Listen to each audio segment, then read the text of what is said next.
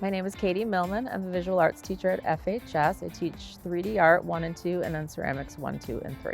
The event was called Bridges and Blooms, and the inspiration came last spring, so about a year ago, when Ali Pareto, the director of Fine and Performing Arts, asked if I would want to collaborate with the Framingham Garden Club. And I said, sure. I had a lot of ideas for how that could happen. Then over the course of a year, it just kept morphing and then became a project about using native plants and local flowers. And we also decided to incorporate environmental awareness aspects of it, and I collaborated with Rebecca Maynard on that. My best friend is a floral designer in Charleston, South Carolina, who also has an environmental background, and I thought she would be phenomenal as a guest artist. She has a very successful business, and she uses flowers and native plants in her floral design. And I thought that would be a great alternative medium to use instead of traditional 3D sculpture materials. Fran from Fran's Flowers was a phenomenal collaborator, and he informed us about the native plants in the area and what would be available in early spring. Hi, I'm Shannon Fitzpatrick, and I'm president of the Framingham Garden Club. Tonight, this is so exciting. This is Bridges and Blooms, and this is a collaborative program between the Framingham High School and the Framingham Garden Club. And the Framingham Garden Club has been around for 90 plus years, but we've never done a collaboration like this before. So we're so excited about this. We've worked very closely with the high school. Katie Millman, the main art teacher, has done a phenomenal job. The collaboration between the students and the garden club is that the students made the containers that our floral designs are in, and our members of our club, I think there's 18 or 20 of us, got together in teams of eight different teams, and made the floral designs to go into the vessels that the kids made.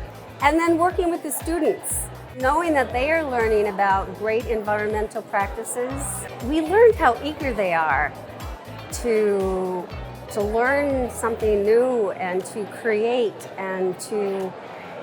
with the knowing that we're going to be using their vessels and showing them in public. And so we basically learned just how creative and talented these kids are. What do I hope people get out of this experience? Well, I hope that they get, first of all, from our perspective, some insight into the things that our garden club does, that we're very participatory. We try to reach, and we have reached, the different generations, and I'm so glad that this came together really with the efforts of Katie Millman and the high school, and we're just so happy to participate. I'm Leslie. I'm Emily. We're both members of the Framingham Environmental Awareness Club, and then this is our part of the project. We focus on sustainability and sustainable farming, especially in relation to emissions and greenhouse gas emissions. We kind of looked at what are the problems on farms that cause increased emissions and cause farms to be so unsustainable. And then we looked at that, and we looked at how we could educate people on what those problems are and the best way that we could show solutions to these problems. So what we did was we made, we have one over in that corner, an infographic about what greenhouse emissions are, where they come from. Then we have this infographic here about farming and emissions specific to farming, and how we can come up with solutions to combat that. And then we wanted to show that in a more visual way. So we created our model farm, where we picked out what we thought the biggest solutions were. I think the connection between art and nature and education, it's been super unique. I mean, like just being able to do a floral display and connect it to all this education, I think that's like something I never personally thought of, and I think that's just such a cool, unique way to show this. So that was definitely a big takeaway, is thinking outside the box education-wise. I mean, it's definitely super important to be able to educate people in younger generations about environmental problems, so I think that it's great and it feels good to be able to do that. I'm Shivani Bade. I'm part of the Environmental Awareness Club. I'm Willa Brown, and I'm also part of the Environmental Awareness Club at Framingham High School. She's the president. And we're here today to basically talk about the dangers of invasive plants. Okay, so we have 3 examples right here. We have the Japanese knotweed, the burning bush, and the Oriental bittersweet. Most of these plants you can actually find in your own backyard depending on what diversity you have. But yeah, they're very common to see around Massachusetts and New England. It was so much fun. I know last year we did a thing where, or no, it was this year with the rain buckets where people in our club like painted rain buckets and then we donated them or like gave them out in a raffle. And we also work with Keep Framingham Beautiful for cleanups and stuff. So we just work around the community and they're all so helpful to get more communication around the town. I really enjoyed this project working with the garden club. Yes. And I just really like the topic. I really love like the environment and nature and stuff like that. So to be able to work with my friends and put together stuff that we can like help to keep to teach the kids about, to have them like know more about these dangerous plants. So I love working with kids. I'm a camp counselor, so I know how to deal with kids, and I really like it because I like when I ask them a question, then they can learn something new, and then they can spread the knowledge to other people. I know kids at this age, like whenever they learn something new, they go and tell everybody about it. So I feel like it's a great thing to put this knowledge in their minds.